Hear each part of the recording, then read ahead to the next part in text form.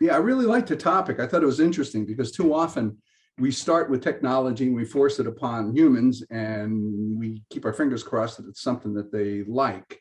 And often it's not. I mean, the VCR didn't warm up to consumers for quite a while. I mean, I remember I had a VCR 5 years later, it was still flashing 12. So putting 12 those o'clock two somewhere, together. Lon, so that's okay. So looking at it in reverse, I think is a great idea. And the reason I'm particularly excited about it is the first major company that I built.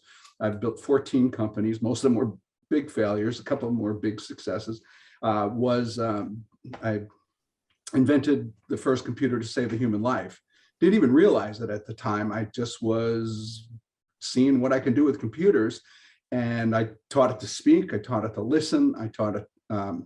It was the world's first environmental control, first virtual reality operating system, and everything that all those firsts were because I was working with disabled people. First electronic user's guide. Apple and I got into the biggest fight over that. I said it should be electronic. Everybody could use it. It's easier for non-disabled, and people who don't have either the use of their arms or don't have arms can't read one of your heavy spiral bound user's guides. And Apple insisted that I created a paper user's guide, or they weren't going to let me use the logo, and they weren't going to support me. So I paid, I don't know, $20,000 to a marketing company just to develop an entire guide according to Apple specifications. Okay. And now, as you know, everybody uses electronic user guides in the form of a PDF.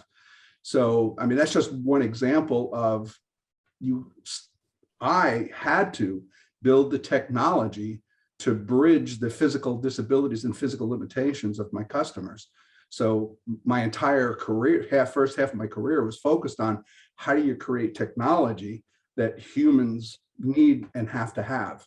You design it around the human and not the other way around.